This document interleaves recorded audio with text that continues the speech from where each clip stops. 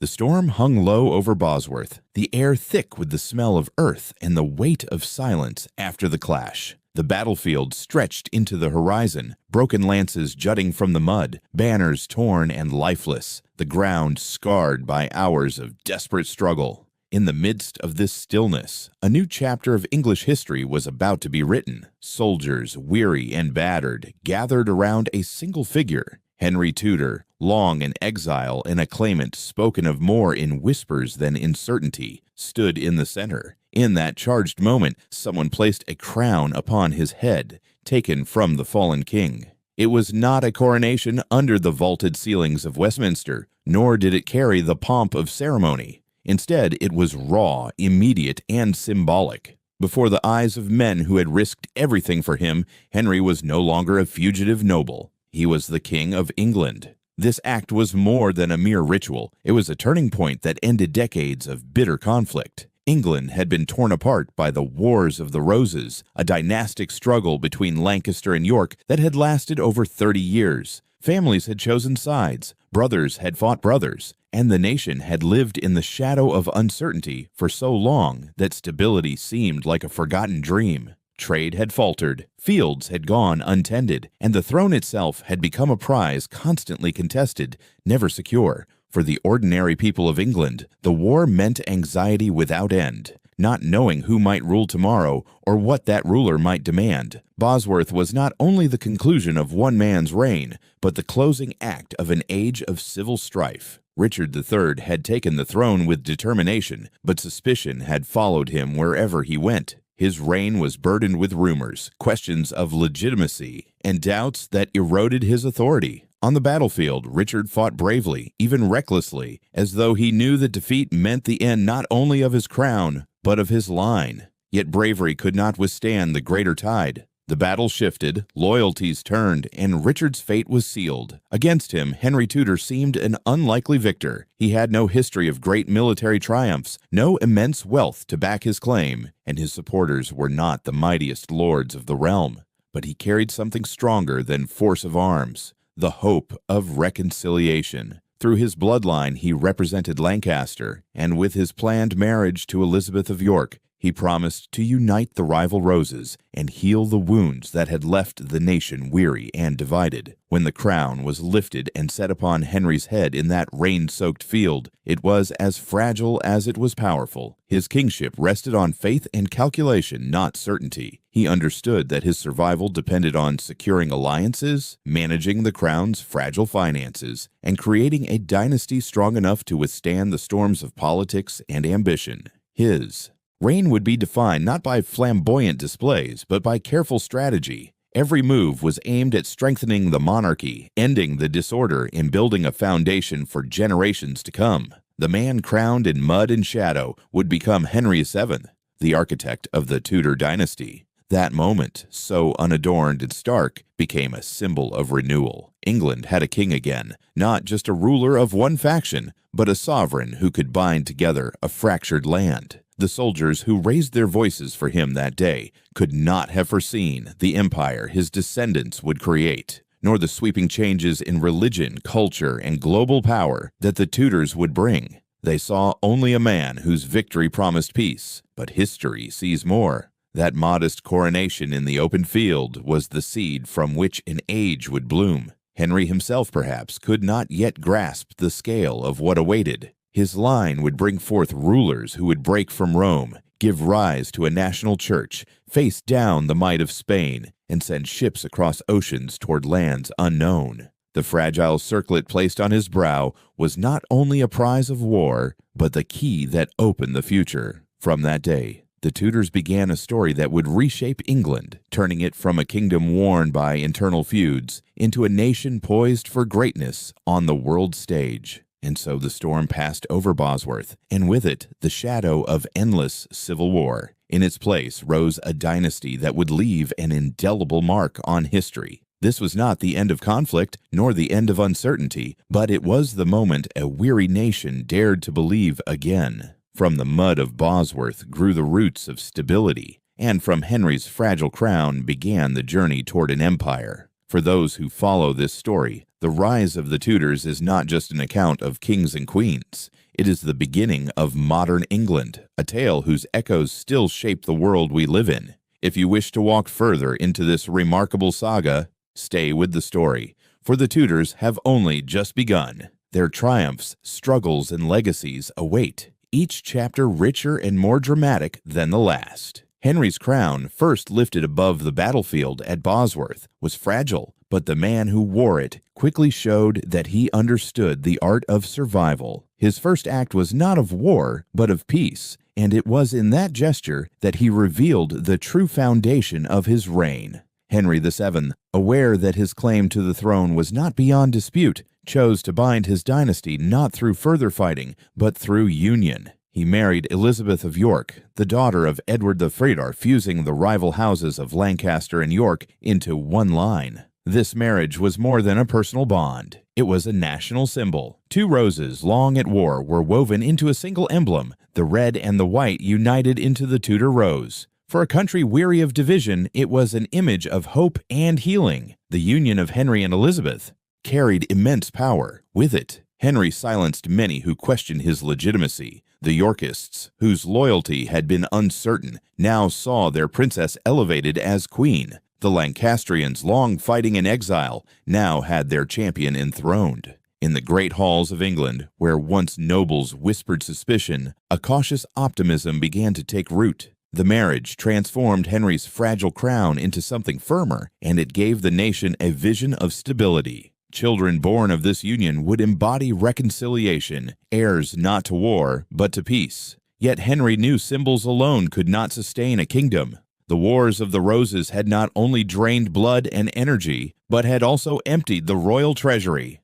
A crown without resources was a crown without authority. From the earliest days of his reign, Henry devoted himself to the task of rebuilding the finances of the monarchy. He was meticulous, cautious, and unyielding in the pursuit of revenue. Taxes were collected with care, fines were enforced with precision, and the king's household accounts were watched with the eyes of a steward rather than a spendthrift. Slowly, brick by brick, coin by coin, the treasury grew. The crown that had been placed upon his head in mud and uncertainty now gleamed with the confidence of solvency. Henry also sought to tame the great lords who had once wielded private armies like miniature kings of their own. He understood that as long as powerful nobles could summon soldiers at will, the monarchy would always be vulnerable. To restrain them, he employed bonds and recognizances, financial agreements that kept their loyalty bound by obligation. He discouraged the practice of retaining, where lords clothed their men in badges and liveries, transforming them into personal armies. In doing so, he brought the scattered powers of the nobility under tighter control, reducing the risk of rebellion and reinforcing the crown's supremacy. The image of Henry VII in his reign is not one of dramatic battles or fiery speeches, but of careful reconstruction. One can imagine the halls of new palaces, lit by candlelight, echoing with the sounds of a court gradually regaining its confidence. The Tower's treasuries, once nearly empty, filled again with chests of coin. The markets of London hummed with renewed trade as foreign merchants found reason to trust the stability of Tudor England. In these details, contracts, coins, treaties, Henry's true legacy was forged. He was not the warrior king his son would become, nor the dazzling queen his granddaughter would be, but he was the builder who laid the bricks of security. It is this contrast that gives Henry VII his distinctive place in history. Where others sought glory on the battlefield, Henry sought permanence in governance. Where others boasted of valor, he worked quietly to strengthen the machinery of the state. His reign was careful, sometimes austere, but always forward-looking. By the time of his death in 1509, he left to his heir not a kingdom trembling on the edge of collapse, but one fortified by order and enriched by financial prudence. The rise of the Tudors, then, did not begin with splendor, but with discipline. From the ashes of civil war came a dynasty rooted in reconciliation, married into unity, and disciplined into strength. The crown that Henry first wore under storm clouds grew steadier with each year of his rule, gleaming not only with gold, but with the promise of continuity.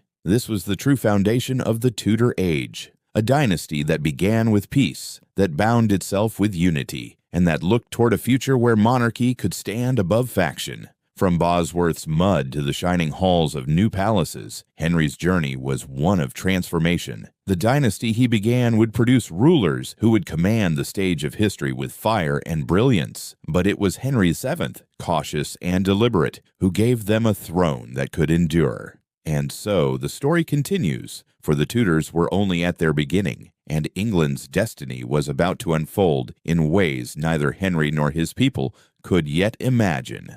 In the years that followed his marriage to Elizabeth of York, Henry VII proved that his vision extended far beyond the reconciliation of two warring houses. He sought not only to secure his own throne, but to place England on firmer ground than it had known in a century. From the very beginning, he understood that survival depended on more than loyalty at home. It required recognition and respect abroad. And so he turned to one of the most powerful weapons in a monarch's arsenal, the diplomacy of marriage. Through careful negotiation, Henry forged alliances that stitched England into the political fabric of Europe. His eldest son, Arthur, was married to Catherine of Aragon, daughter of Ferdinand, and Isabella of Spain. This union was designed not merely as a family arrangement, but as a binding tie between England and one of the most formidable dynasties of the age. It announced to the courts of Europe that the Tudors were no longer a fragile experiment, but a dynasty that could marry into the strongest houses of Christendom.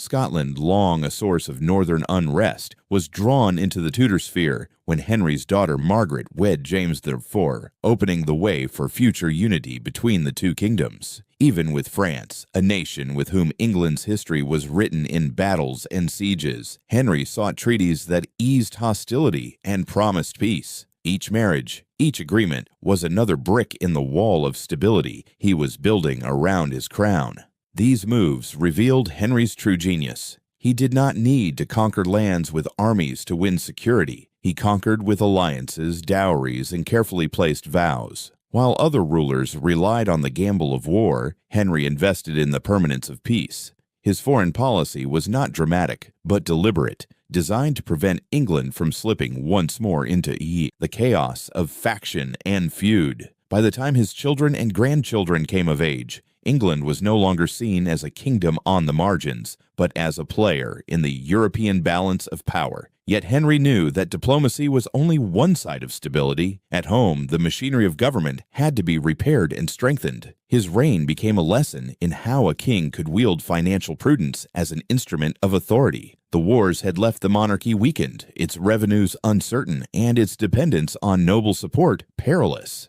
Henry changed that by ensuring that the crown's income was collected efficiently and consistently. He oversaw the courts that handled royal revenues with relentless attention to detail, making sure that no fine, fee, or duty escaped the notice of his treasurers. He was known to check accounts himself, scrutinizing numbers with the eye of a merchant. Under his rule, the coffers grew not through extravagance, but through vigilance. The strength of the crown was no longer tied to the generosity of noble patrons, but anchored in the steady flow of resources directly into the royal treasury. This independence allowed Henry to rule with a confidence that his predecessors had lacked. When he extended his hand to enforce law or settle disputes, he did so not as a beggar dependent on his lords, but as a sovereign backed by wealth and order. The nobility, once unruly and accustomed to autonomy, found themselves curbed by bonds, obligations, and the knowledge that the king's justice was supported by his means. The image of Henry's England was therefore one of slow but unmistakable transformation. Palaces gleamed anew, their halls illuminated by the glow of prosperity returning. The treasury, once empty, held reserves that reassured the crown and impressed foreign ambassadors. Markets bustled again, and London, rising from years of uncertainty, began to thrive as the heart of Tudor commerce. It was not the brilliance of sudden triumph, but the steady glow of recovery. The sense that England was moving from instability to endurance. In this light, Henry VII and his dynasty emerged as something greater than survivors of civil war. They became a symbol of unity, the embodiment of reconciliation turned into stability. The Tudor rose, blending red and white, was not simply an emblem on banners and coins. It was the visual reminder that division had ended and that a new era of balance had begun. The people, long accustomed to fractured loyalties, now had a dynasty that represented both past and future.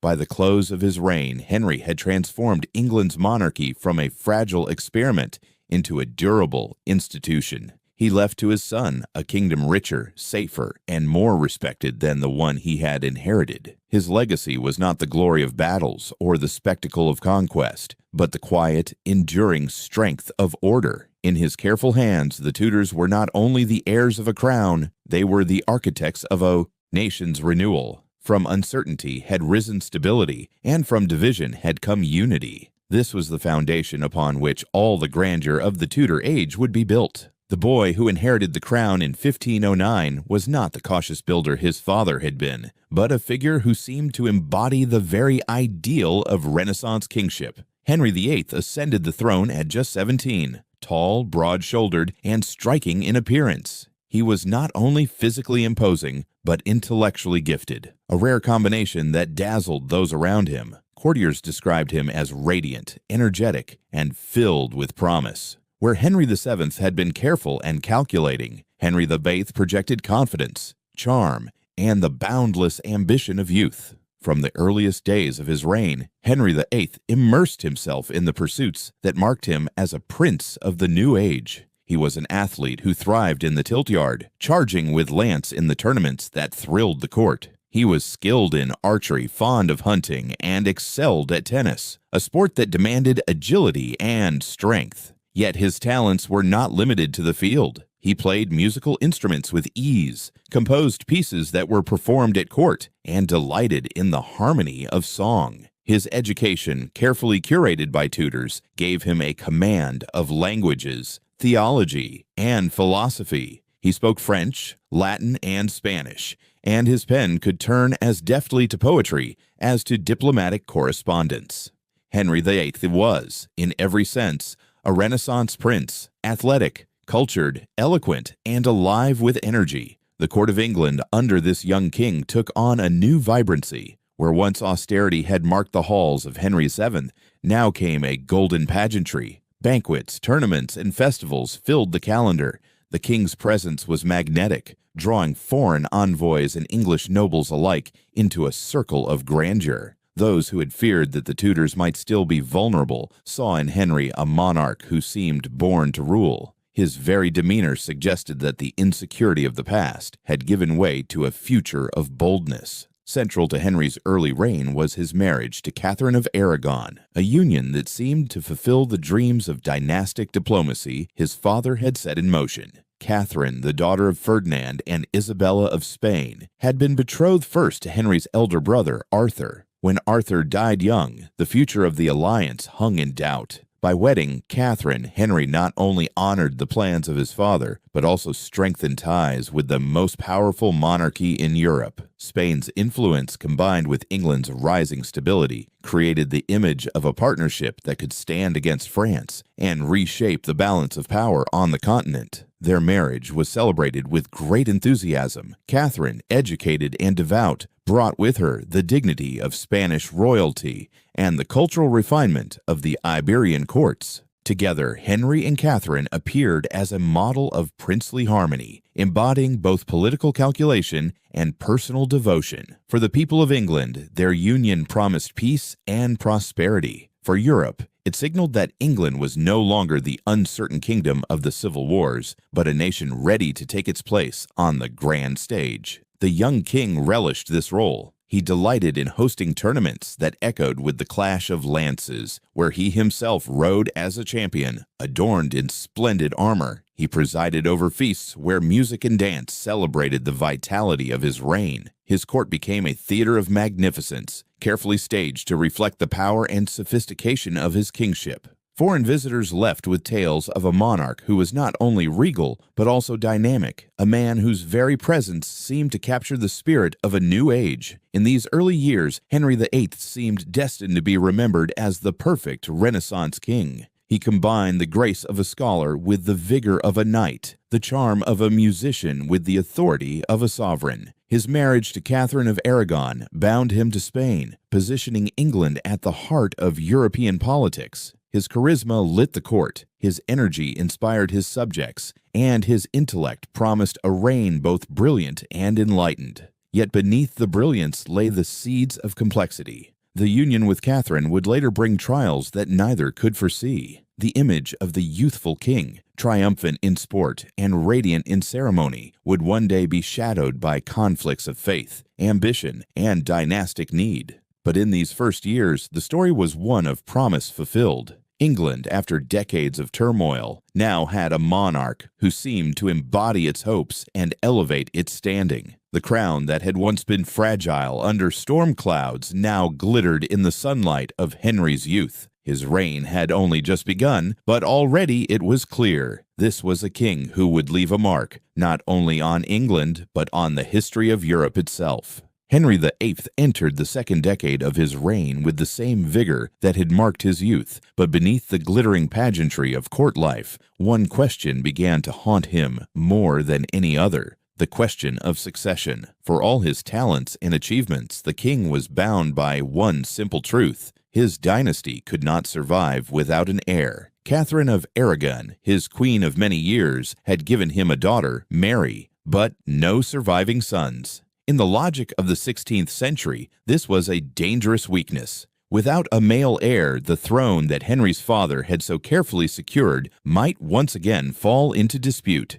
reopening the door to faction and civil war. Henry's longing for a son grew into a consuming passion. He saw in his marriage not only the bond of husband and wife, but the linchpin of his dynasty's future. Yet the years passed, and Catherine, growing older, could no longer give him the promise of another child.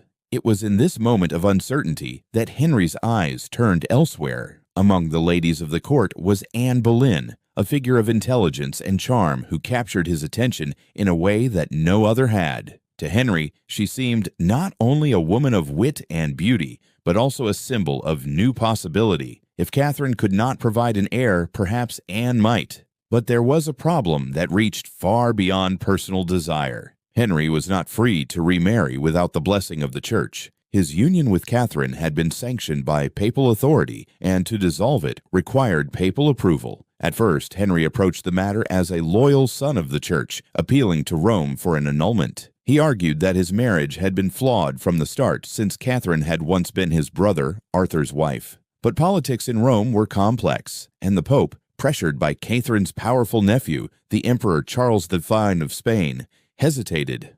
The more Henry pressed, the more resistance he met. What began as a plea for annulment soon transformed into something far greater, a confrontation between royal power and papal authority. Henry, accustomed to commanding armies and nobles, found himself at odds with an institution that claimed spiritual supremacy over all earthly rulers. For a king who had once written in defense of Catholic doctrine and been hailed as defender of the faith, this was a profound shift. Yet Henry's will was iron and his sense of destiny unshakable. He would not allow foreign influence to determine the future of his crown. As the years dragged on, the issue of succession and marriage became inseparable from questions of sovereignty. Advisors such as Thomas Cromwell and Thomas Cranmer offered Henry a radical solution. If Rome would not grant what he sought, England could step away from Rome altogether. This was not a step taken lightly. It meant severing centuries of obedience to the papacy, realigning the very identity of the English Church, and challenging the spiritual unity of Christendom. But Henry saw no other path. In 1533, he married Anne Boleyn in defiance of Rome, and in 1534, Parliament passed the Act of Supremacy, declaring Henry the supreme head of the Church of England. The symbolism of this act cannot be overstated. The throne of England and the chair of St. Peter stood divided, the crown and the tiara no longer aligned. Cinematic in its imagery, one might imagine two thrones silhouetted against storm clouds, drifting apart across a darkened stage. The English crown on one side, the papal authority on the other, while the realm below looked upward in awe and uncertainty. The breach with Rome was not merely a political maneuver, it was a redefinition of kingship. Henry VIII was no longer just a monarch of temporal affairs, but also the head of his nation's spiritual life. For England, this was both liberation and upheaval. The wealth of the monasteries began to flow into the crown's coffers, strengthening royal finances but unsettling centuries of religious tradition. Priests, monks, and nobles alike were forced to choose between loyalty to Rome and loyalty to their king. For ordinary men and women, the shift was bewildering. The Mass, the sacraments, the familiar authority of the Pope, all now existed in a new and uncertain framework. Yet for Henry, the course was clear. He had secured his marriage to Anne, and in doing so, asserted a vision of monarchy that stood above papal command. This act of defiance reshaped the very identity of the kingdom.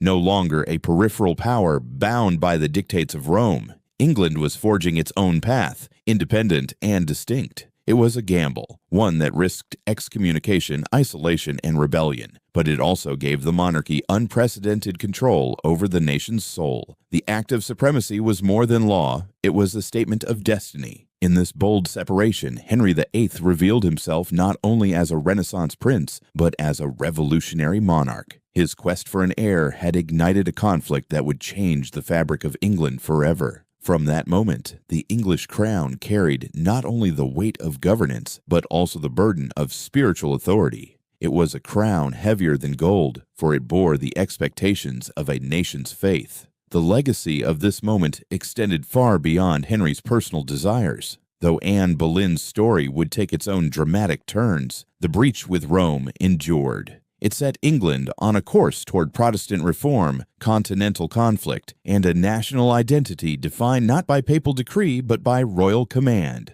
The throne and the papacy, once partners in Christendom, now stood apart, their separation casting a long shadow across Europe. And so, the image of Henry VIII in this chapter is not merely that of a husband seeking a son, but of a king reshaping history itself. He stood at the center of storm clouds, a sovereign who dared to divide crown and cross, setting his nation upon a path that would echo for centuries. The break with Rome had set England on a course that could not be reversed, and Henry VIII, once the radiant prince of the Renaissance, now began to wield his crown with a force that astonished even those closest to him.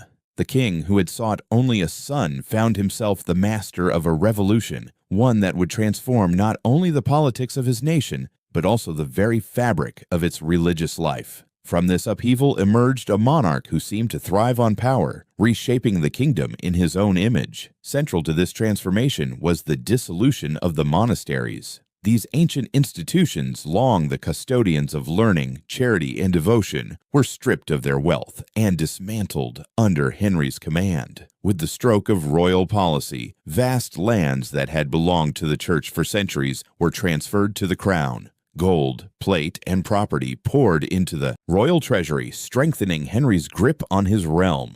The monasteries, once bustling with monks and cloisters, became silent ruins or were handed to loyal nobles as rewards. The king justified his actions as both reform and necessity, presenting himself as the defender of a purer faith, free from corruption. Yet the political reality was clear. This was also a consolidation of wealth and authority, binding the aristocracy to his reign by granting them the spoils of religious lands. The effects were dramatic. The crown was now richer than it had been for generations, and Henry could command loyalty with both patronage and fear. The nobility, enriched by grants of monastic land, found themselves tethered to the king's favor. In the towns and countryside, people looked on as familiar abbeys crumbled, symbols of the old order giving way to the force of royal decree. It was a spectacle both awe-inspiring and unsettling, as England itself was reshaped before their eyes. But Henry's assertion of supremacy was not secured merely by wealth, it was enforced by will. Those who opposed his course, whether out of conscience or conviction, soon discovered the peril of defiance.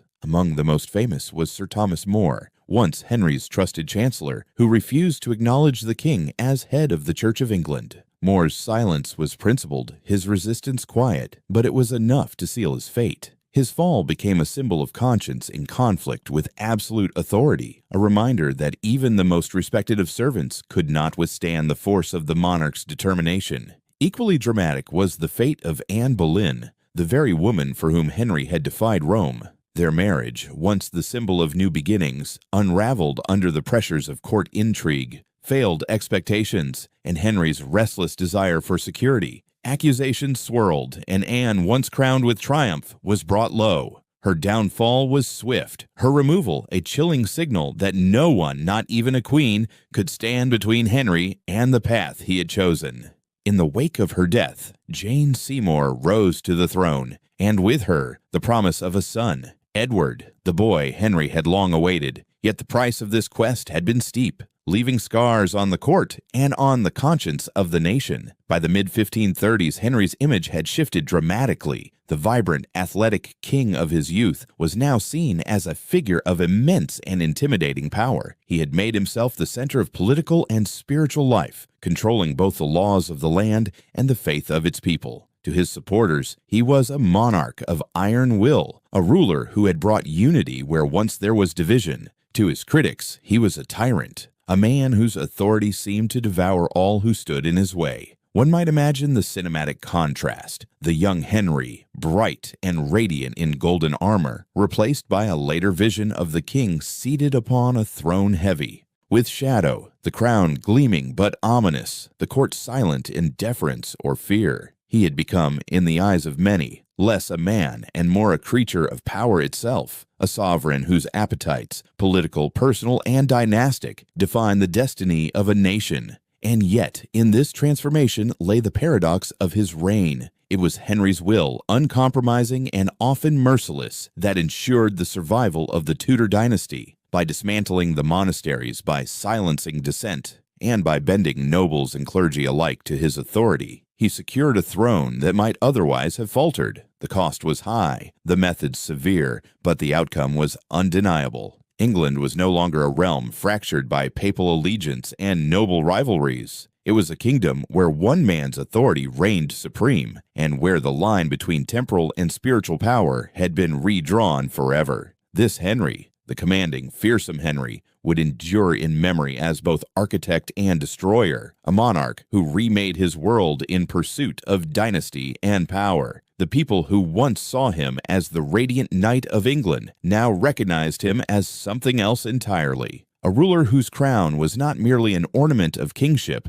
but the embodiment of power itself. Thus, the story of Henry VIII in these years is the story of transformation, from prince to sovereign, from reformer to ruler, whose very will became law. It is the tale of a king who dissolved monasteries, unseated queens, and silenced the voices of conscience, all in the name of dynasty. In that process, he came to embody both the brilliance and the terror of absolute monarchy. Henry VIII had become, in the imagination of his contemporaries, and in the chronicles that followed, not simply a king, but a force. An image of power personified, the sovereign who could not be denied. The storm of Henry VIII's break with Rome and the violent reshaping of his court left behind something far greater than the rise and fall of individuals. Out of those turbulent years emerged a new institution, one that would redefine England's identity for centuries: the Church of England. Though born of the king's personal quest for succession,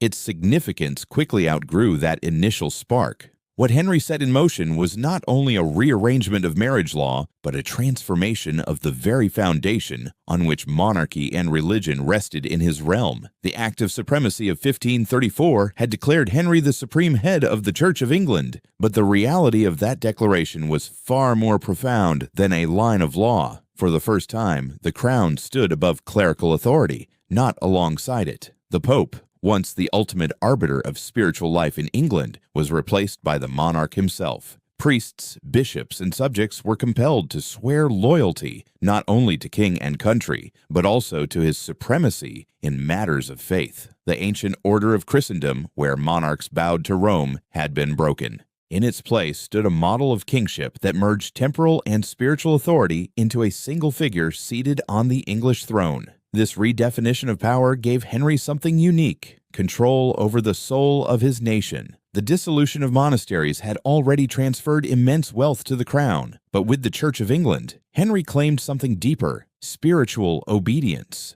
From parish altars to cathedral pulpits, the prayers of the faithful were now directed not in allegiance to a distant pontiff, but under the sovereignty of their king. It was a transformation that touched every village in every home. The rhythm of religious life, sermons, rites, even the language of loyalty, was bound to the monarchy in a way unseen before.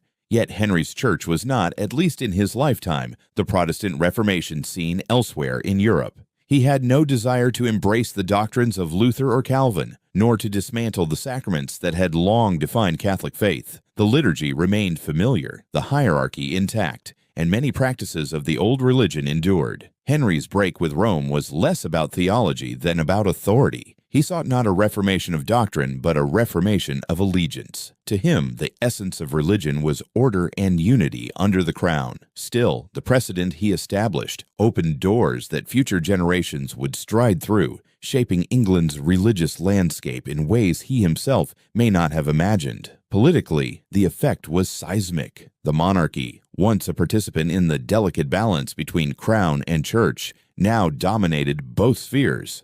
No papal bull could threaten his rule, no foreign cleric could undermine his authority. The nobles, enriched by former church lands, were bound to him by gratitude and necessity. Parliament, increasingly called upon to ratify the king's religious and political will, became a tool for embedding royal supremacy into the fabric of law. The king's word carried not only political weight, but divine sanction. In this synthesis of throne and altar lay the very essence of absolute monarchy. The cinematic image is stark. The English crown gleaming not only as a symbol of earthly dominion, but illuminated with a halo of spiritual power. Where once two thrones had existed, the papal and the royal, now there was only one fused together in Henry's figure. The king sat not only on a throne of stone and gold, but also upon the conscience of his nation. For the people of England, the shift was both unsettling and unavoidable. Generations raised in loyalty to Rome now adjusted to prayers offered in loyalty to their king. Some embraced the new order, seeing in it freedom from foreign influence. Others quietly resisted, clinging to traditions that had guided their ancestors. But whether with joy or with unease, all were compelled to recognize the supremacy of the crown.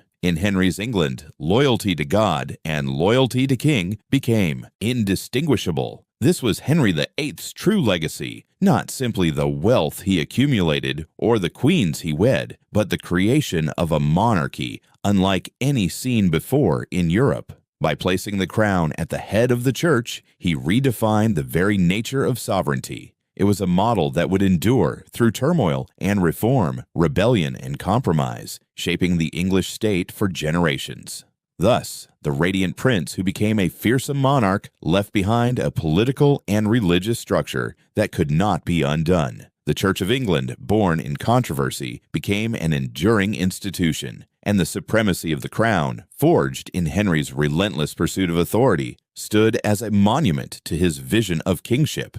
In Henry's reign, power was no longer divided between heaven and earth. It was concentrated in the person of the king. And from that fusion, England's path toward modern monarchy and empire was irreversibly set. Edward VI ascended the throne in 1547 at the tender age of 9, a boy king whose presence on the stage of history seemed at once fragile and momentous. His coronation, though celebrated with grandeur, carried a sense of uncertainty. Here was a monarch too young to govern, too young to command armies, too young even to sign his own decrees without the guidance of others. Yet, despite his youth, Edward's reign would mark a decisive turn in England's religious identity, pushing the kingdom further away from the traditions of Rome and deeper into the waters of Protestant reform. The image of Edward at his coronation was striking, a slight figure in elaborate robes, the weight of the crown almost overwhelming on his head. Behind him, a council of regents prepared to rule in his name.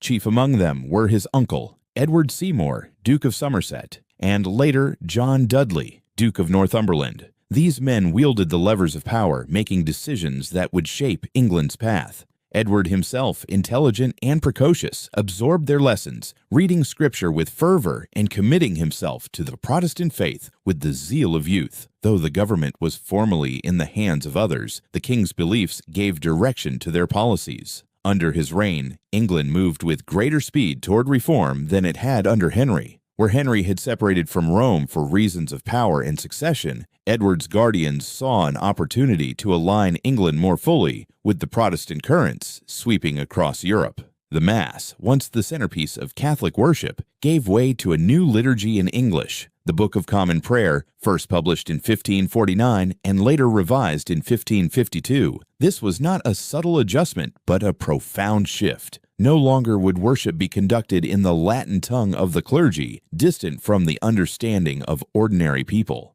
Now prayers, hymns, and sacraments were spoken in the language of the realm, a transformation that placed faith in the hands of the people themselves. The introduction of these reforms was not without resistance. In the west of England, traditionalists rose in what became known as the Prayer Book Rebellion, a testament to the deep roots of Catholic devotion among many of Edward's subjects. To them, the new liturgy was not a gift of clarity, but an affront to sacred tradition. Yet the regents, determined to solidify reform, suppressed opposition and pressed forward. The imagery of this struggle is vivid. Ancient churches, their altars stripped of images and relics, their walls whitewashed, their ceremonies simplified. The familiar grandeur of Catholic ritual gave way to the austerity of Protestant worship. Edward himself embraced these changes with conviction. He was not a passive child king, but a youth of serious mind and fervent faith. Tudors filled his days with scripture, theology, and lessons in governance. He wrote reflections on matters of belief, displaying an intellect that belied his years. Observers noted his piety, his devotion, and his unwavering support for reform. In him, many Protestants saw not just a monarch, but a symbol of divine favor, a boy chosen to complete the work his father had only begun. Politically, the regency faced challenges both at home and abroad. Scotland remained a thorn in England's side, its alliance with France threatening to encircle the kingdom with Catholic enemies. Somerset, as protector, launched campaigns to subdue Scotland, culminating in the Battle of Pinkie Cleugh in 1547. Though victorious on the field, the effort drained resources and failed to secure lasting control. Meanwhile, tensions with France simmered, and the weight of foreign wars combined with religious upheaval strained the kingdom's finances. Still, in the eyes of reformers, these difficulties were secondary to the triumph of true religion. The cinematic imagery of Edward's reign is paradoxical. On one hand, there is the frail boy seated on a gilded throne, his slight frame dwarfed by the symbols of monarchy. On the other, there are the sweeping changes taking place in his name. Choirs singing in English, congregations reciting prayers they could finally understand, and parishes adjusting to a new vision of faith. In Edward's short years, England leapt forward into Protestant identity, even as the boy king himself seemed too delicate to embody such monumental change. Tragically, Edward's reign was brief. His health, never robust, declined rapidly, and by 1553 he was dying before he had even reached manhood. Yet the imprint he left upon the kingdom endured. The reforms enacted under his guardians became the bedrock of a new religious tradition, one that would survive the storms of later reigns. Though the boy king did not live to see the long struggle between Catholic and Protestant forces resolved, his time on the throne set England irreversibly on a path of reform. Edward VI remains in the chronicles of history, both a fleeting figure and a monumental one. He reigned for only 6 years, and yet within those years the identity of English religion was transformed. His crown may have been heavy for such a young head, but the vision carried forward under his name was nothing less than the remaking of faith in England. In the quiet image of a boy reading scripture by candlelight lies the spark of a national transformation, a reminder that even the most delicate of monarchs can leave behind an enduring legacy. When Edward VI died in 1553, the throne passed to his elder half-sister Mary, daughter of Henry VIII, and Catherine of Aragon. Her accession was greeted by many with relief, even joy, for she represented continuity in bloodline and the hope of restoring the old faith. England had been thrown into a Protestant experiment under Edward, and though many had embraced the new order, a great number of subjects remained deeply attached to the traditions of Rome. Mary, devout in her Catholic faith, appeared to them as a beacon of return, a queen who would heal the breach with the papacy and bring back the rhythms of worship that had defined English life for centuries. Mary's reign, however, quickly revealed itself as something far more turbulent. She was determined, with a conviction born of lifelong devotion, to undo the Protestant reforms of her father and brother. Her heart lay with Rome, and she would stop at nothing to restore the Catholic Church to its rightful place in England. Parliament, under her influence, repealed the religious legislation of Edward, reinstated papal authority, and declared her marriage lawful in the eyes of the Church. Once again, England recognized the spiritual supremacy of the Pope. To Mary, this was not simply a policy, it was an act of conscience, a sacred duty to her mother's memory and to her own soul. Yet this restoration came at a cost that would shape Mary's legacy forever. In her zeal to enforce Catholic orthodoxy, the Queen sanctioned a campaign against Protestant dissenters. Trials were held, sentences delivered, and in Smithfield and other public places, fires were lit as those who refused to recant met their end. The image of smoke rising into the London sky, mingling with the prayers of the condemned and the murmurs of horrified onlookers, became seared into the memory of a nation. The Queen, who sought to save souls, earned instead a reputation that history would not forgive. She became Bloody Mary, her name forever associated with the persecution of her own subjects. The cinematic imagery of her reign is haunting. Smithfield Market, once a bustling center of trade, transformed into a stage of judgment where the voices of prayer were drowned by the crackle of flames. The crowd gathered not in celebration but in dread, their faces illuminated by the firelight, as the kingdom itself seemed caught between faith and fear. It was a spectacle of conviction turned into terror, a queen's devotion casting a shadow across her people. Mary's policies also brought foreign entanglements that deepened suspicion among her subjects. In 1554, she married Philip of Spain, son of Charles V, the most powerful monarch in Europe.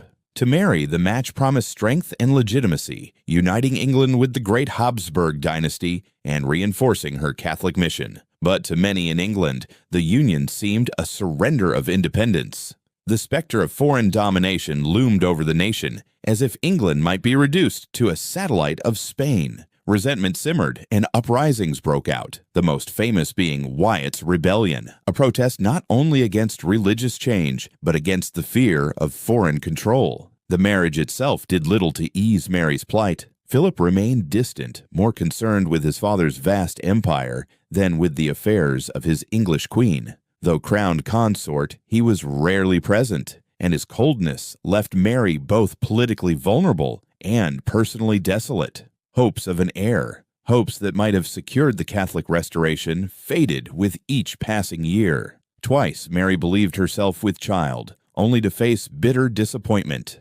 Without a son or daughter to carry on her cause, the Queen's efforts seemed destined to vanish with her. As her reign progressed, England found itself drawn into Spain's conflicts, most notably the disastrous war with France. In 1558, the loss of Calais, England's last foothold on the continent, struck a symbolic blow. The Queen, already weakened in body and spirit, is said to have lamented that when she died, the word Calais would be found engraved on her heart. It was a poignant reflection of a reign burdened with disappointment and loss. By the time of her death, later that same year, Mary left a kingdom weary of persecution, resentful of foreign entanglements, and uncertain of its future. Her attempt to restore Catholicism by force had failed to take root, and the memory of her reign was darkened by the fires of Smithfield. To her supporters, she had been a martyr for true faith, steadfast in devotion to God and Church. To her critics and to history, she was the queen who turned zeal into cruelty, and in doing so, lost the love of her people. And yet, Mary's story is not without tragedy of a human kind. She was a woman shaped by years of humiliation, declared illegitimate after her mother's fall, cast aside by her father, and forced to live under the shadow of her stepmothers. When she finally ascended the throne, she ruled with the fervor of someone determined to right the wrongs done to her family and her faith. But her reign revealed how conviction, when married to uncompromising authority, could fracture a kingdom. The legacy of Mary thus remains one of paradox. She restored the link to Rome, but ensured that her successors would recoil from it. She sought to save her people's souls, but left them determined never again to endure the fires of persecution. She believed herself the champion of unity, yet she deepened divisions that would shape England's identity for generations. In the end, the image of her reign remained cinematic and haunting. The glow of flames at Smithfield, the murmur of prayers, the looming shadow of Spain across the Channel, and a queen isolated by the very faith she sought to impose. Mary I stood as a figure of iron devotion, but devotion turned uncompromising can harden into tragedy. Her reign was short, her impact indelible, and her name, Bloody Mary, echoes still. A reminder of how power, faith, and fear can converge to shape history in unforgettable ways. The death of Mary the Y in 1558 closed one of the most turbulent chapters in Tudor history, but long before her final breath, the kingdom was already haunted by the question of succession. Mary's reign had been dominated not only by her struggle to restore Catholicism, but also by the aching absence of a child. Twice she had believed herself to be pregnant. Twice the hopes of her court and her subjects had risen with anticipation. Each time, those hopes dissolved into disappointment. With no heir to inherit her mission, the future of the realm hung in the balance. And uncertainty seeped into every corner of English politics. Mary's marriage to Philip of Spain had promised legitimacy and stability, but it produced no offspring. Instead, it bred unease. Many feared that if Mary were to die without an heir, England might be drawn more tightly into Spain's orbit, losing its independence to the designs of a foreign power. Others worried that the absence of a clear Catholic successor would undo all that Mary had fought for, returning the kingdom once more to division and upheaval. The atmosphere of her court was heavy with whispers, speculation, and quiet dread. The Queen's failing health only made the matter more urgent. Amid this uncertainty, all eyes turned to Elizabeth, the daughter of Henry VIII and Anne Boleyn. Elizabeth's very existence had long been a source of controversy. Declared illegitimate during her father's tempestuous reign, she had lived her youth under suspicion, watched closely by both Mary and the powers at court. To devout Catholics, she was the child of a marriage never recognized by Rome, a living reminder of Henry's defiance and Anne's downfall. Yet to Protestants, she represented hope, a return to the reforms begun under Edward VI, and a chance to steer England away from persecution and the shadow of Spain. The contrast between Mary and Elizabeth was stark. Mary, pale and worn by illness, her crown heavy with disappointment, stood as the last defender of a Catholic cause, slipping from her grasp. Elizabeth, youthful and sharp-witted, moved in the background like a figure waiting for her moment, embodying a future that many longed for, but few dared to speak aloud. The people of England, weary of foreign entanglements and fearful of further religious conflict, began to look toward Elizabeth as the symbol of renewal. Even those who doubted her legitimacy recognized that she was Henry's daughter, and in her veins ran the blood of the Tudors. The looming question of succession carried with it a powerful sense of destiny. Would England remain tethered to Rome, bound by Mary's vision and her alliance with Spain? Or would it pivot toward a new path under Elizabeth, embracing Protestant identity and national independence? Each possibility was charged with consequence, not only for the throne, but for the soul of the kingdom. Mary herself, perhaps reluctantly, came to acknowledge Elizabeth as her heir. With no child of her own, there was little choice. On her deathbed, she is said to have named Elizabeth as the next queen, a decision that marked the end of her own cause but secured the continuity of the Tudor line. It was a moment filled with poignancy. One sister defeated by the weight of her convictions and her misfortunes, passing the crown to another whose very legitimacy she had once doubted. For the people of England, the transition was fraught with uncertainty, but also laced with hope. The kingdom had endured decades of upheaval, from Henry's break with Rome to Edward's reforms and Mary's persecutions. Each reign had pulled the nation in a different direction, leaving scars both spiritual and political. Now, with Elizabeth on the horizon, there was a sense of possibility that England might finally find balance, or at least a steady hand to guide it. Mary's final act as queen thus opened the way for Elizabeth's rise. Where Mary's story had ended in tragedy and division, Elizabeth's promised the possibility of renewal. The Tudor dynasty, though battered by conflict, would endure, and through Elizabeth, it would reach heights Mary could scarcely have imagined. The crisis of succession, born of Mary's failure to bear a child, became the moment of Elizabeth's ascent. The future of England shifted from the shadow of Rome to the promise of a Protestant queen, and the destiny of the realm took a turn that would shape not only the kingdom, but the course of European history. Elizabeth ascended the throne in November 1558, a young woman of 25, stepping into a world that doubted her very right to rule. For in an age where kingship was thought to be the natural preserve of men, the sight of a woman crowned sovereign seemed at once extraordinary and unsettling. Yet Elizabeth was no ordinary woman. Daughter of Henry VIII and Anne Boleyn, shaped by danger, educated with rigor and tested by years of suspicion, she had learned how to survive in a realm riven by politics and faith. Now, as queen, she stood not merely as a monarch, but as a symbol, a figure whose very presence challenged the assumptions of her age. From the moment of her coronation, Elizabeth projected an image of intelligence and prudence. She understood the precariousness of her position. The daughter of a queen, executed, declared illegitimate in her youth, and succeeding a sister who had sought to disinherit her. Yet she wore the crown with composure, and in her words and bearing, she revealed the confidence of someone who knew her destiny. Her intellect was sharp, her instincts keen, and her ability to read people and situations unmatched. To friend and foe alike, she appeared as a ruler who would not be easily swayed. The challenges before her were immense. England in 1558 was a nation weary of religious strife, its people divided between loyalty to the old faith and enthusiasm for the new. The kingdom had lurched violently from Henry's break with Rome to Edward's Protestant reforms to Mary's Catholic restoration. Each swing of the pendulum had left wounds. Each shift had deepened suspicion. Elizabeth knew that to impose one extreme or the other would only invite further division. Her solution was subtle, cautious, and profoundly shrewd.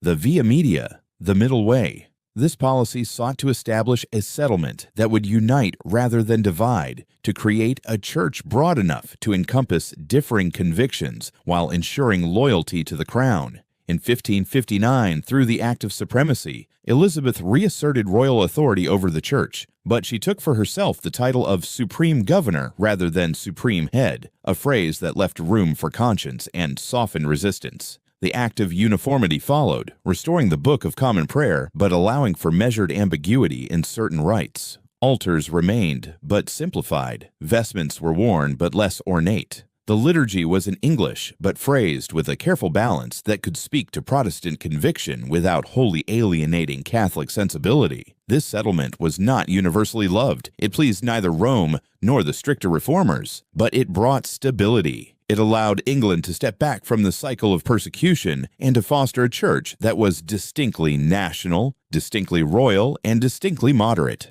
Elizabeth, in this balance, revealed her genius. She was not merely enforcing doctrine, but crafting a political and spiritual compromise that held the kingdom together. As a woman in a patriarchal world, Elizabeth wielded this policy with particular finesse. Many doubted her capacity to rule, questioning how a queen could command loyalty or defend her realm. But Elizabeth transformed her gender from a liability into a source of strength. She presented herself as both maiden and monarch, untouchable in her chastity and unassailable in her authority. By remaining unmarried, she kept foreign princes and domestic factions alike in suspense, using the question of her hand as a tool of diplomacy. At the same time, she cultivated the image of the Virgin Queen, a figure whose body was not bound to any man but devoted wholly to her people. The effect was striking. Courtiers and ambassadors alike remarked on her eloquence, her wit, and her ability to charm even as she commanded. Her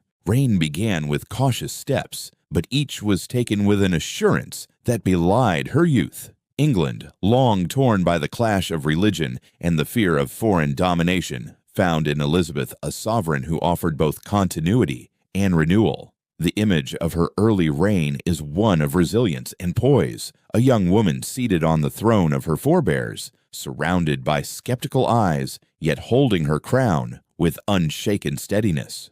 Where Mary had burned with zeal and despair, Elizabeth shone with reason and resolve. Where Edward had been guided by others, Elizabeth guided herself, and where Henry had thundered with passion, Elizabeth tempered strength with calculation. In this, her opening years as queen, Elizabeth laid the foundation of what would become one of the most celebrated reigns in English history by choosing the path of compromise. By asserting her authority with intelligence rather than brute force, she gave England something it hadn't known in decades: a measure of stability, a measure of peace, and the promise of a brighter future. The woman once doubted now stood as the embodiment of wisdom, turning her very vulnerability into the core of her power. Elizabeth's reign, though marked by the brilliance of her political acumen, was never free from shadows. Chief among these was the looming figure of her cousin, Mary Stuart, Queen of Scots. Mary's very existence posed a threat to Elizabeth's crown, for in the eyes of many Catholics across Europe,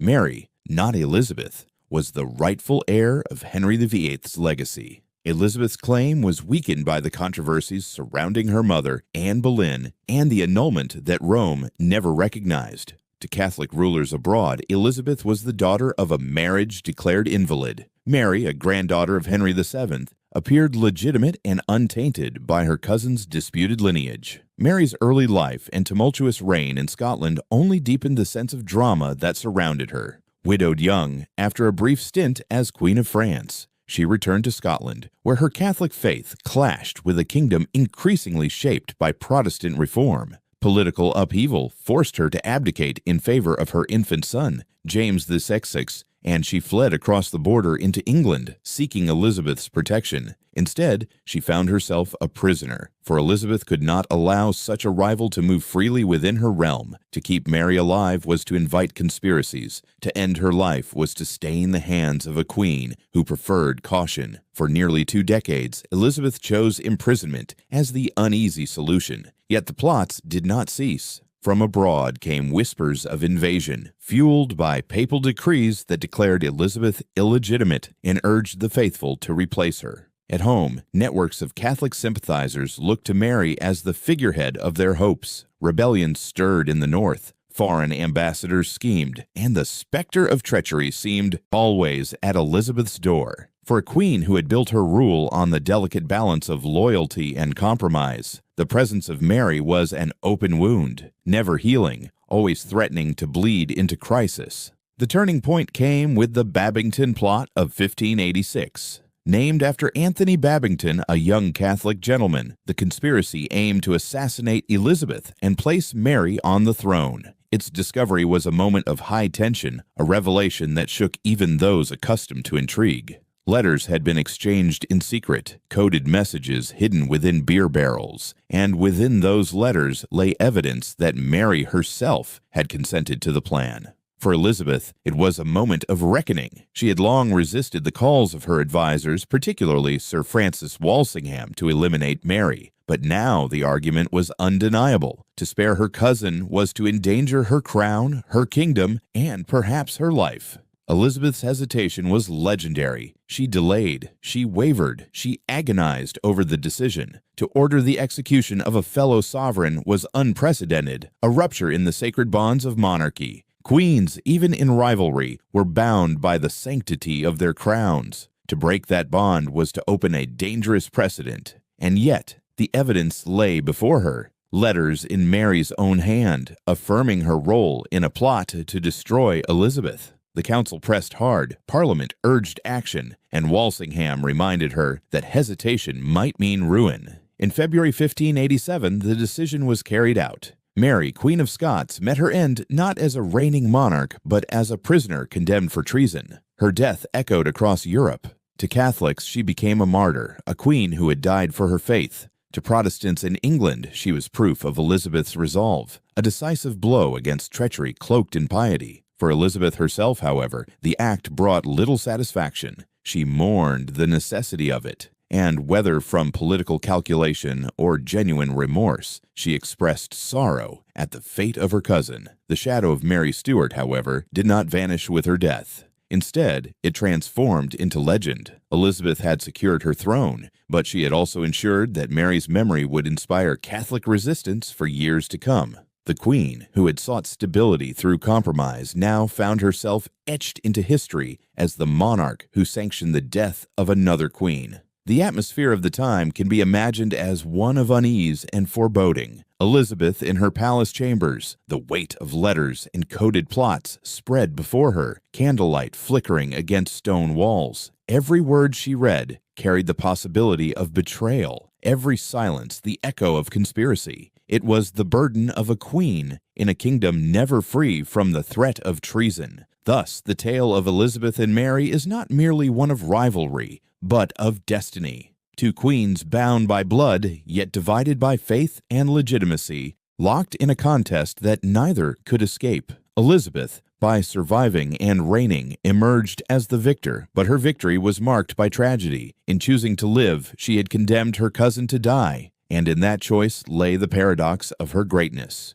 A queen wise enough to preserve her kingdom, yet human enough to feel the cost of doing so. By the late 1580s, Elizabeth's realm faced its greatest external threat. For years, tension had simmered between Protestant England and Catholic Spain, the mightiest power in Europe. Philip II, devout in faith and determined in purpose, regarded Elizabeth not only as a heretic queen, but as a political rival who undermined his authority abroad. English privateers, men like Francis Drake, had harried Spanish treasure fleets, seizing gold and silver from the New World. In the Netherlands, Elizabeth's support for the Protestant rebels challenged Spanish rule directly. With Mary Stuart's execution in 1587, Philip saw both grievance and opportunity. To him, Elizabeth was vulnerable, England isolated, and God's cause demanded an answer. The answer came in the form of the Spanish Armada, a fleet of more than 130 ships, vast in scale and formidable in ambition. Its mission was nothing less than the conquest of England, to escort an army from the Netherlands across the Channel, overthrow Elizabeth, and restore Catholicism to her kingdom. The Armada sailed in 1588 with the prayers of Spain behind it, a crusade as much as a campaign.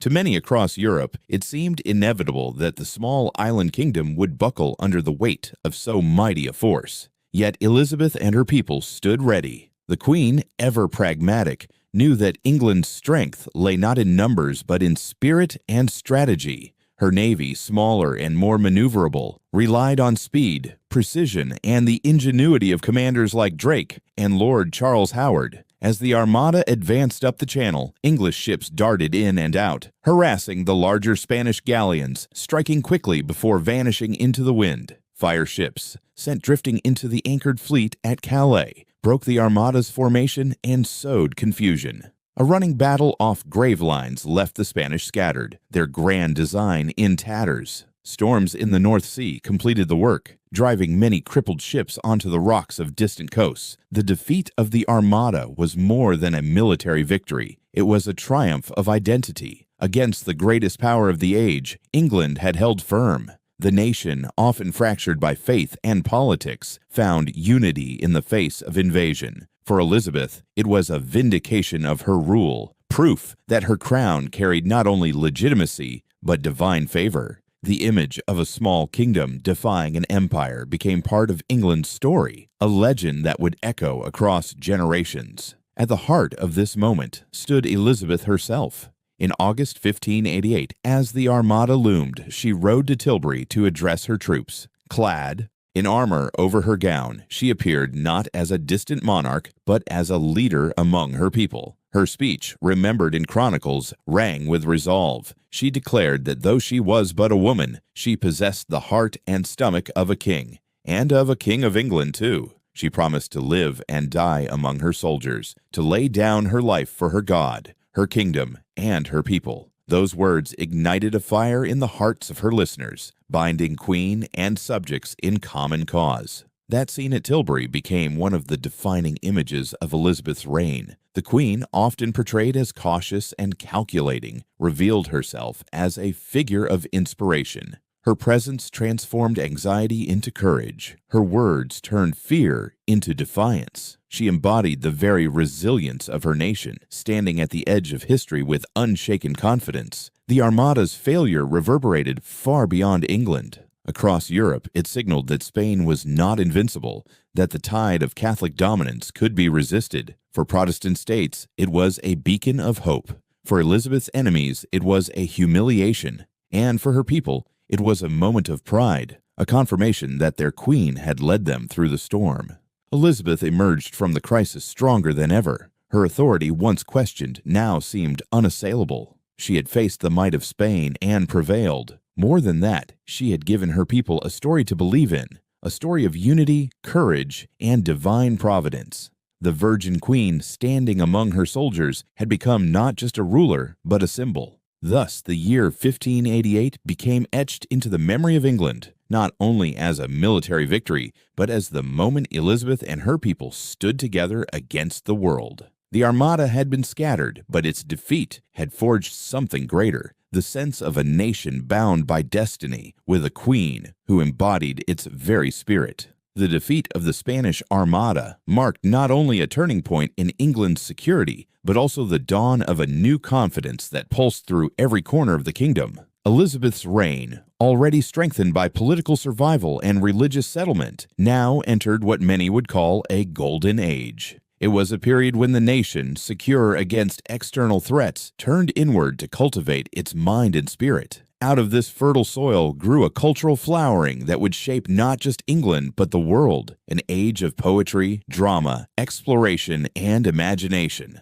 London, the beating heart of Elizabethan England, transformed into more than the seat of government. Its bustling streets, crowded wharves, and growing theaters became the stage of a cultural renaissance. Merchants filled the markets with goods from across the seas, silks from the East, spices from the Indies, and treasures from the New World. But alongside commerce flourished art. Inns, playhouses, and printing presses spread stories, songs, and sermons with an energy that reflected the restless creativity of the time. The city, once provincial compared to the courts of Europe, became a magnet for thinkers, artists, and adventurers. Foremost among these voices was William Shakespeare. Emerging in the 1590s, his plays transformed English drama into something timeless. From the history plays that reimagined the struggles of kings, to the comedies that danced with wit and romance, to the tragedies that plumbed the depths of human ambition and despair, Shakespeare gave voice to the complexity of the human condition. His Globe Theatre, built on the south bank of the Thames, welcomed audiences from every class. Nobles and commoners alike stood shoulder to shoulder, listening to lines that captured both the grandeur of power and the intimacy of personal struggle. In his words, Elizabethan England found its mirror and its myth. Shakespeare was not alone. Christopher Marlowe, his contemporary, blazed across the stage with daring plays that explored power, desire, and the limits of human ambition. His Dr. Faustus captured the restless spirit of an age that was beginning to question boundaries, moral, spiritual, and intellectual. Poets like Edmund Spenser spun epic visions of chivalry and nationhood, with the Fairy Queen celebrating Elizabeth herself as a symbol of virtue and triumph. The written word carried a new vitality, its rhythms shaped not only by the traditions of Latin and Greek, but by the growing confidence of the English tongue. This surge of culture was inseparable from the age of exploration. Voyages to the Americas and beyond filled the imagination of writers and audiences with new worlds, strange peoples, and endless horizons.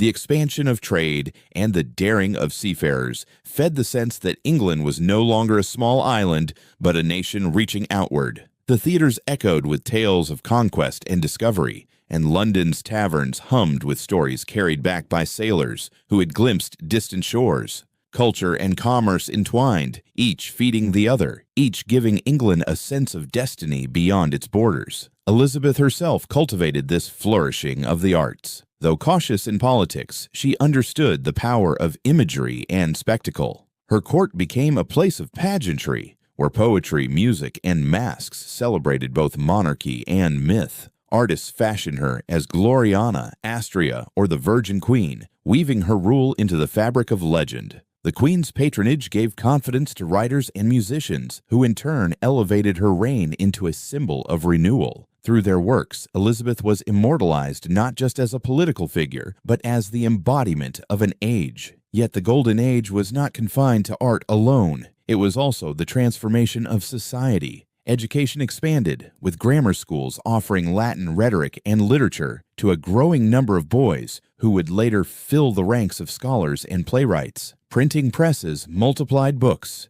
spreading knowledge faster and farther than ever before. The intellectual debates of Europe, Humanism, philosophy, theology found eager participants in England, shaping a culture at once distinct and cosmopolitan. The sense of energy, of possibility, infused daily life. A visitor to London might hear a sermon at Paul's Cross in the morning, bargain for spices in Cheapside by midday, and attend a play at the Globe by evening. The boundaries between commerce, religion, and entertainment blurred, reflecting a society alive with curiosity. The city became both marketplace and stage, a symbol of England's new place in the world. Elizabeth's golden age of culture was not without tension. Plague, closed theaters, censorship, tempered pens, and poverty lurked beneath the brilliance of courtly display. Yet what emerged from this time was enduring. The words of Shakespeare, the poetry of Spenser, the drama of Marlowe, and the music that filled Elizabeth's court carried forward long after the Queen herself was gone. They formed a legacy that outlived the politics of the day,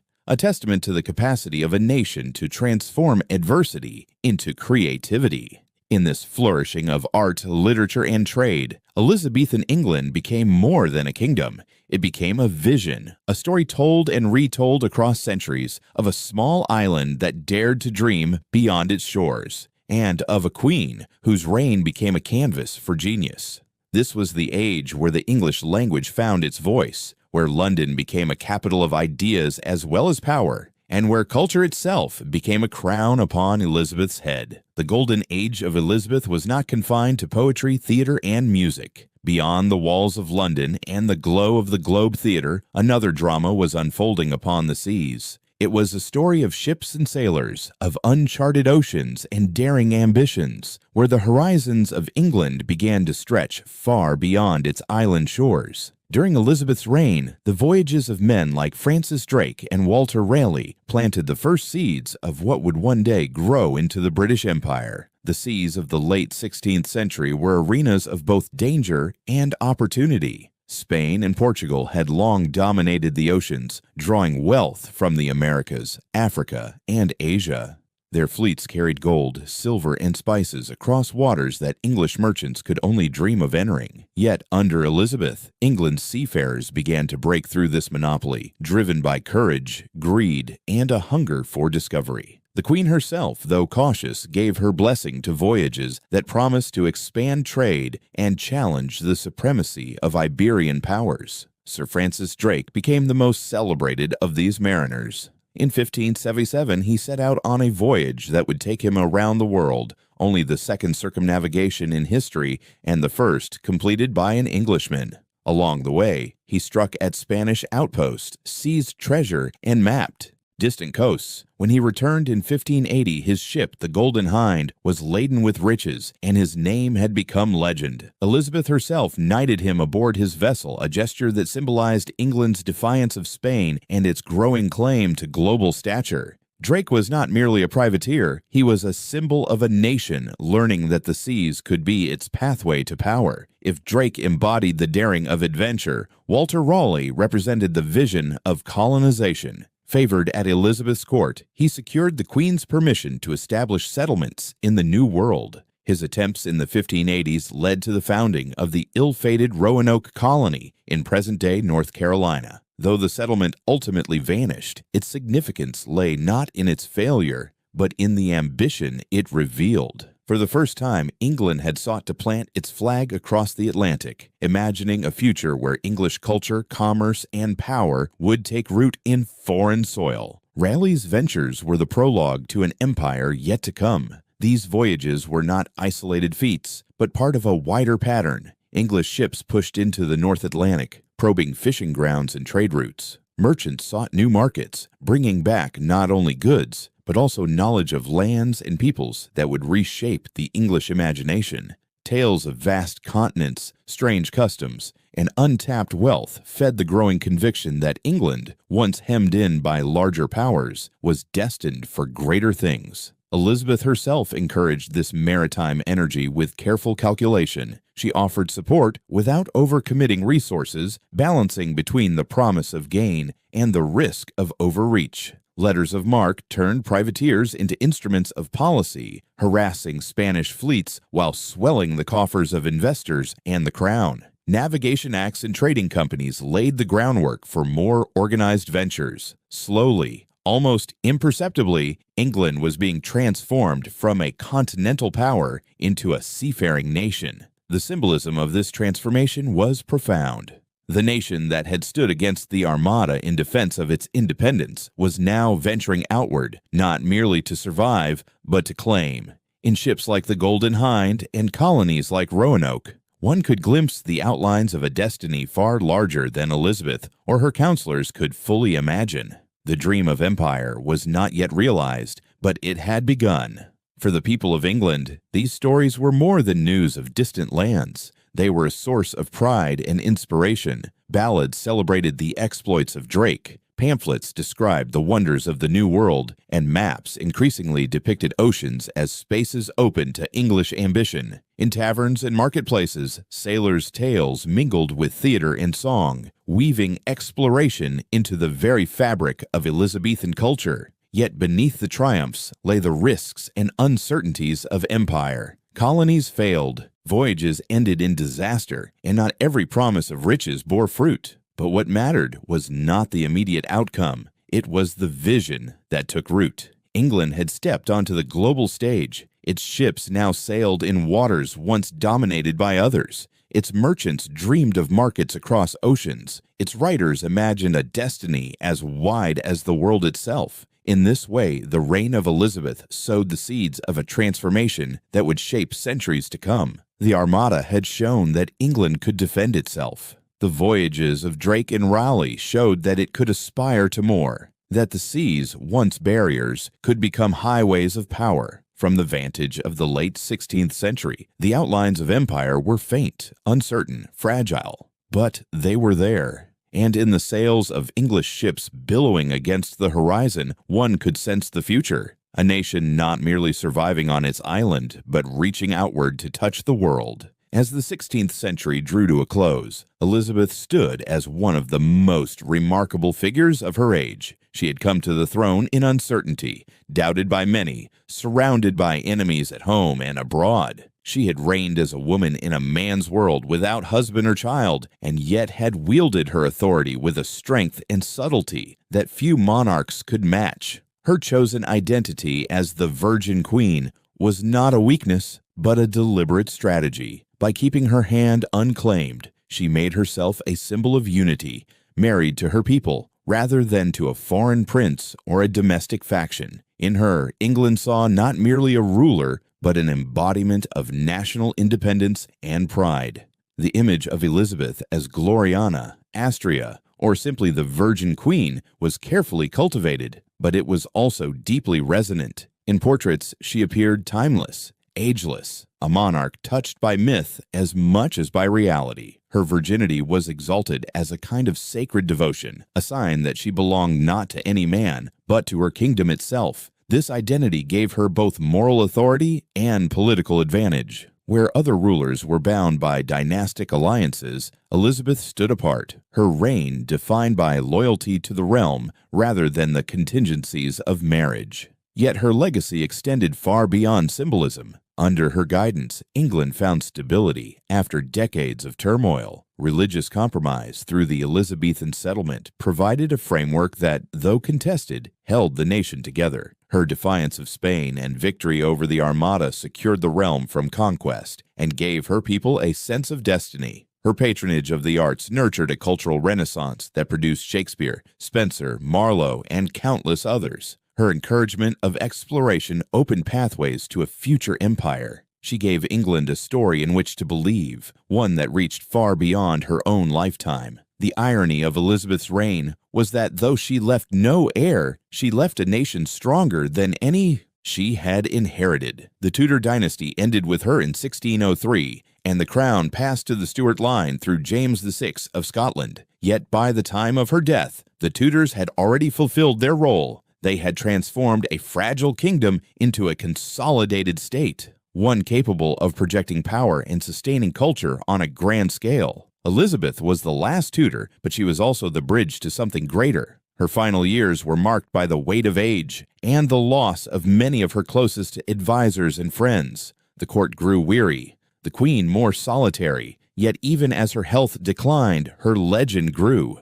She was remembered not as a frail woman nearing death, but as the Virgin Queen who had faced down the might of Spain, who had spoken with fire at Tilbury, who had presided over an age of brilliance. When she died in March 1603, the grief was profound, but so too was the recognition that an era had ended. Elizabeth's death did not leave a vacuum of despair, but a foundation of continuity. Her reign had given England decades of relative stability, a rare achievement in a century marked by religious wars and dynastic strife across Europe. She had forged a national identity that blended loyalty to crown and country with a growing sense of Protestant destiny. Even those who had resisted her policies could not deny the strength of her governance. In memory, she became more than a queen. She became a legend. The Virgin Queen was immortalized in plays, poems, and chronicles as the guardian of her people and the spirit of her age. Her rule was celebrated as a golden time, a moment when England had stood tall among nations.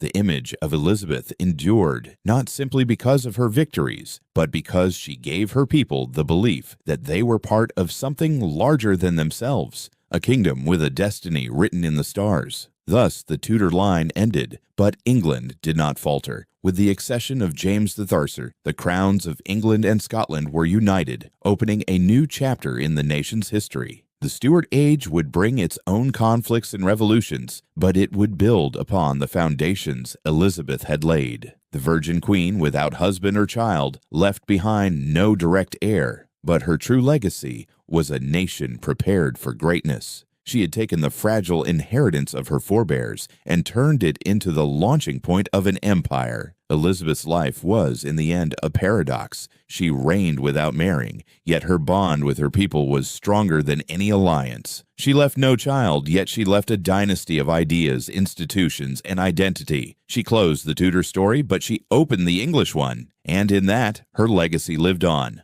Not in bloodline, but in the enduring power of a nation she had shaped, and a vision of sovereignty that would echo through the centuries. Elizabeth's death in 1603 was both an end and a beginning. She had closed the Tudor story with unmatched brilliance, leaving behind not an heir of blood, but an heir of achievement, a kingdom steadied, enriched, and inspired. Yet no reign, however great, could last forever. As the Virgin Queen was laid to rest, the question was no longer what she had built, but who would carry it forward. The answer lay beyond the northern border in the person of James VI of Scotland. His accession as James III of England did not erase the Tudor century, but rather stood upon it, turning legacy into inheritance. To understand the dawn of the Stuart age, one must first recognize the twilight of the Tudors, for only in their long transformation can the magnitude of this new beginning be seen. When Elizabeth III breathed her last in March 1603, the Tudor line came to an end. For nearly half a century she had ruled as the solitary star around which England revolved, a queen who embodied her nation's strength, anxieties, and triumphs. Her death was at once the closing of a chapter and the beginning of a new story, one that would transform England in ways few could yet imagine.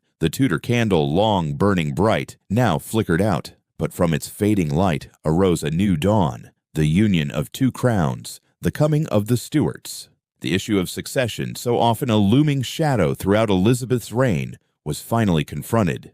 She had remained unmarried, childless, and resolute in her independence. The Tudor bloodline ended with her, leaving no direct heir to continue its legacy. Yet the solution had been quietly prepared, woven into the politics of the later years of her reign. James VI of Scotland, the son of Mary Stuart and great-grandson of Henry VII, was acknowledged as the most legitimate candidate. In him converged the rival lines of Lancaster and York, the claims of Scotland and England, the memory of Mary Queen of Scots, and the pragmatism of Elizabeth's statesmen. Thus, when Elizabeth died, James was proclaimed James III of England. For the first time, the crowns of England and Scotland rested upon the same head. Though the kingdoms remained legally distinct, with separate parliaments, laws, and traditions, the symbolism was immense. Two nations, long divided by conflict, raids, and suspicion, were bound together in the person of one king. The Union of Crowns in 1603 was not yet the political unification that would come later, but it was the first step toward a larger British identity. The accession of James signaled that while the Tudors had ended, England itself had been prepared for a greater destiny. The passage from Tudor to Stuart was not abrupt but transitional, like a torch being passed from one hand to another. Elizabeth's reign had provided stability after decades of turmoil. It had defined a moderate Protestant settlement, secured independence against Spain, fostered a flourishing culture, and opened England's horizons across the seas. What James inherited was not a fragile kingdom teetering on collapse, but a state with confidence, institutions, and a vision. Elizabeth had left no heir of her body, but she had left an heir of her achievement, a realm poised to become a great power. For James, the challenge lay in shaping that inheritance to his own vision. A king raised in Scotland, tutored in Calvinist theology, and hardened by the intrigues of his own court, he approached the English throne with caution and ambition. His claim was secure, yet his position delicate. He was, after all, the son of Mary, Queen of Scots, whose memory lingered as both martyr and traitor. Yet James had been groomed from birth to unite kingdoms, and in him many saw the possibility of reconciliation after centuries of Anglo-Scottish enmity. The significance of this dynastic shift was profound. With the Tudors ended, England entered a new phase in its history. Politically, the accession of James opened the door to ideas of union and integration, though these would prove difficult in practice. Religiously, his reign would grapple with the ongoing tensions between Catholics, Puritans, and the established Church of England, a legacy of the Tudor Reformation. Diplomatically, England would now seek its place in a Europe still fractured by faith, war, and empire. The foundation laid by the Tudors gave James the tools, but also the burdens of leadership. The imagery of this moment lingers in the mind. In Westminster, the chamber where Elizabeth's body lay in state, candles burned low, their light dimming, as if to mark the end of a dynasty. Yet even as the flame faltered, beyond the Thames rose the dawn of a new era. The Stuart sun, tentative but rising, promised continuity as well as change. The people of England, long accustomed to the Virgin Queen, now turned their eyes northward to a monarch who embodied both a fresh beginning and the weight of old expectations. The symbolic passing from Elizabeth to James was also a commentary on monarchy itself. The Tudors had demonstrated the power of personal rule. Henry VIII's break with Rome,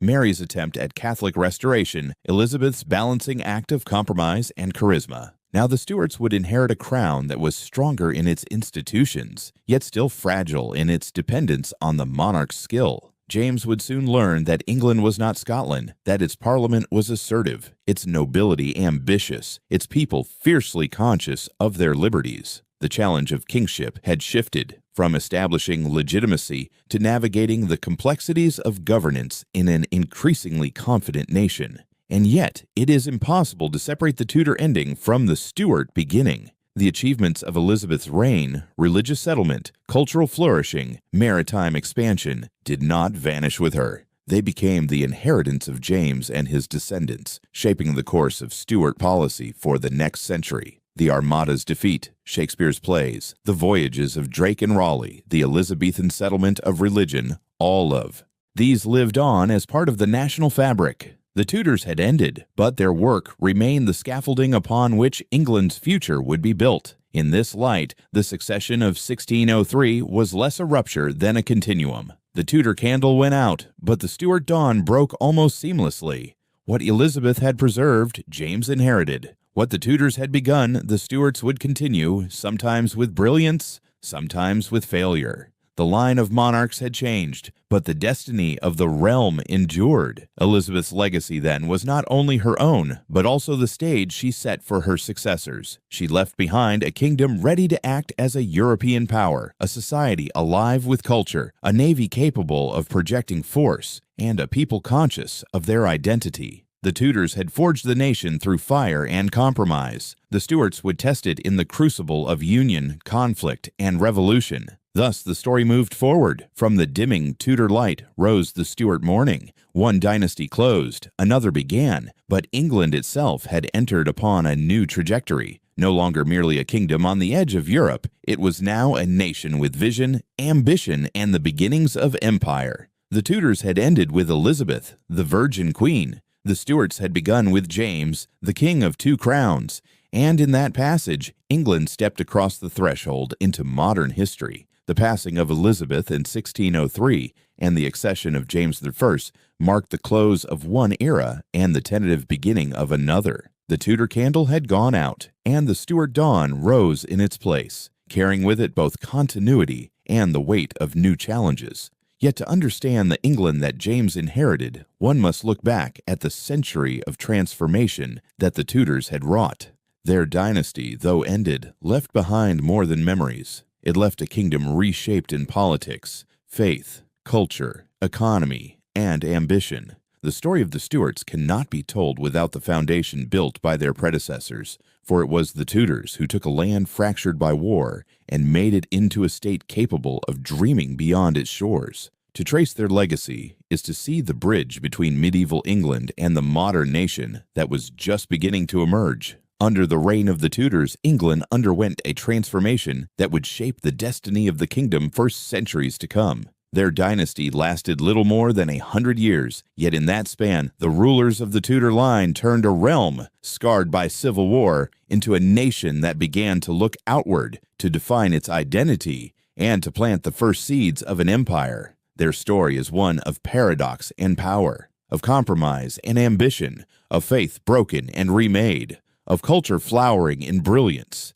and of the steady march from the medieval world to the modern. When Henry VII first seized the throne at Bosworth in 1485, he inherited a fractured land. England had been ravaged by the Wars of the Roses, noble families clashing for power, the monarchy weakened, and loyalty splintered. Henry understood that the survival of his dynasty depended on the careful consolidation of authority. He reduced the power of great nobles, curbed their ability to raise private armies, and bound them to the crown with oaths and obligations. He strengthened royal finances, restored order to a country weary of conflict, and set about building the foundations of a monarchy that stood above the factional squabbles of feudal England. The throne was no longer to be contested in endless cycles of rebellion. It was to be the immovable center of the realm. His successors took that principle and carried it further. Henry VIII, inheriting the throne with the confidence of youth and the strength of a kingdom more secure, raised the monarchy to a level of authority previously unimaginable. When his dispute with the papacy over his marriage erupted, he made a decision that forever altered the nature of English kingship. By declaring himself supreme head of the Church of England, he fused spiritual authority with temporal power. No longer would England look to Rome for religious guidance.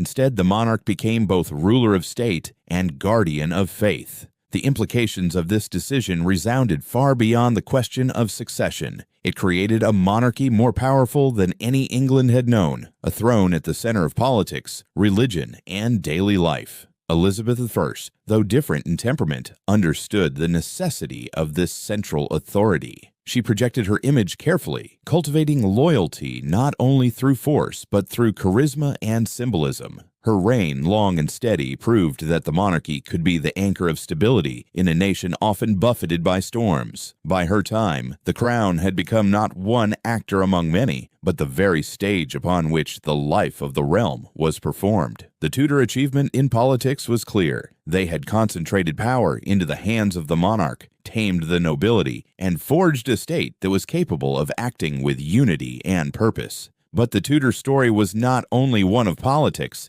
it was also one of faith. For centuries, England had been a daughter of Rome, its churches obedient to the Pope, its clergy part of a vast Catholic world. Henry VIII's break with the papacy shattered that inheritance. At first, he retained much of Catholic ritual even as he claimed supremacy, but the breach could not be undone. Under Edward VI, the kingdom was driven toward Protestant reform, its liturgy simplified, its services conducted in English, its theology drawn closer to the currents of continental Protestantism. Mary then reversed course, bringing back Catholic worship and reuniting with Rome, a policy that proved both passionate and divisive. When Elizabeth ascended the throne, she faced the immense task of stabilizing a kingdom weary of oscillation. Her Elizabethan settlement sought a middle way, church broad enough to encompass both moderate Protestants and those who still cherished Catholic ceremony. The pendulum of policy left scars, and the divisions would continue to trouble the kingdom long after the Tudors were gone. Yet what emerged from their reign was something distinctly English. A church bound not to the Pope, but to the crown. A liturgy in the vernacular. A faith intertwined with national identity. The legacy of the Tudors in religion was not peace, but definition. They gave England its own church, one that would shape both its destiny and its conflicts for generations. If politics and religion revealed the power and turmoil of the age, culture revealed its brilliance.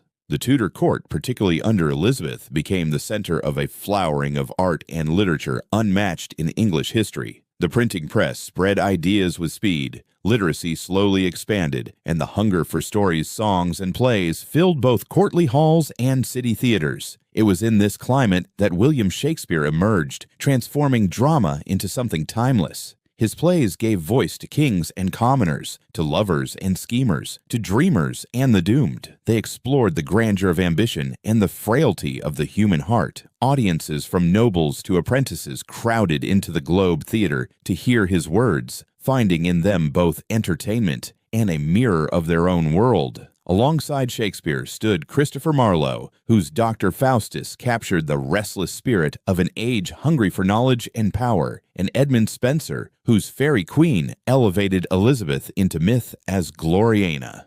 Music too flourished, with composers like William Byrd and Thomas Tallis giving voice to the sacred and the courtly alike. Architecture reflected the grandeur of the new order, with palaces and great houses rising in styles that blended Gothic tradition with Renaissance innovation.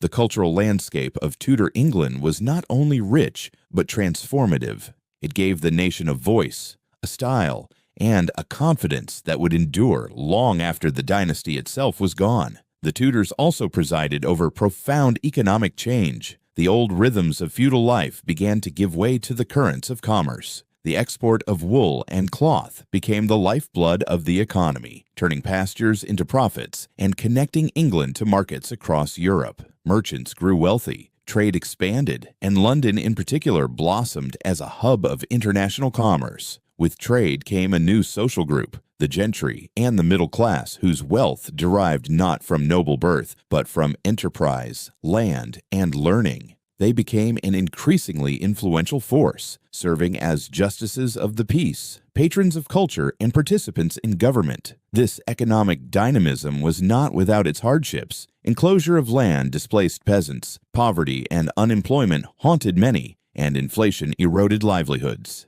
Yet the trajectory was clear. England was becoming less feudal and more commercial, its people less bound to manor and village, and more engaged in markets and exchange. This shift laid the foundations for a society that would in time embrace capitalism, industry, and global trade. Perhaps the most striking dimension of the Tudor legacy was the opening of the seas. The reigns of Elizabeth and her predecessors saw the first hesitant steps of England toward overseas expansion. Sailors like Francis Drake circumnavigated the globe, challenging Spanish supremacy and returning with treasures and tales that stirred the imagination of the realm. Walter Raleigh attempted to plant colonies in the New World, ventures that failed in the short term but signaled the long-term ambition of English settlement across the Atlantic. Trading companies sought opportunities in Russia, the Levant, and eventually the East Indies. Though Spain and Portugal remained dominant, England had entered the race for empire. The defeat of the Spanish Armada in 1588 gave a powerful symbol of this new maritime identity. No longer merely a kingdom on the defensive, England began to think of itself as a seafaring nation, its destiny tied to ships, trade, and oceans. The empire that would one day stretch across continents began here, in the daring of sailors, the ambition of merchants, and the cautious encouragement of monarchs. The Tudors did not build the empire, but they sowed its first seeds. Above all, the Tudors became symbols of transition. They were the bridge from medieval to modern. Henry VII restored order after the chaos of civil war, demonstrating that monarchy could anchor the realm. Henry VIII shattered old certainties, making the crown supreme over church as well as state. Edward VI and Mary embodied the violent swings of religious change, while Elizabeth steadied the kingdom with charisma, compromise, and a vision that outlasted her. In their story, one sees the transformation of England itself, from feudal disorder to centralized state, from Catholic obedience to national church, from medieval culture to Renaissance brilliance, from insular island to outward-looking power. Their dynasty ended in 1603. But their shadow remained. The Stuarts inherited a kingdom remade, its institutions stronger, its culture flourishing, its economy more dynamic, its horizons wider than ever before. The Tudors had been the architects of modern England. Their rose, forged in the union of Lancaster and York, bloomed into the culture of Shakespeare, the voyages of Drake, and the resilience of a people who stood against the might of Spain. The candle of their line flickered out with Elizabeth, but in its light, a new world had been illuminated. Their legacy can be imagined as the story of a nation reborn. From the ashes of civil war, they built stability. From the bonds of Rome, they carved independence. From the turmoil of faith, they forged identity. From the creativity of their people, they shaped culture. From the waters of the ocean, they glimpsed empire. They were not saints, nor were they flawless rulers. They quarreled, they imposed, they persecuted, they compromised. Yet in their contradictions lay their greatness. They were the monarchs who made England not only survive, but transform. The Tudor age was brief, but its resonance was long. It lives on in the plays of Shakespeare, in the outlines of Hampton Court, in the Book of Common Prayer, in the myths of Elizabeth at Tilbury, in the memory of a small kingdom that dared to imagine a future larger than its island. They were the bridge across centuries, and in crossing it, England found its path into modern history. Their dynasty ended with Elizabeth, the Virgin Queen, but their legacy endured, woven into the fabric of a nation that would go on to shape the world.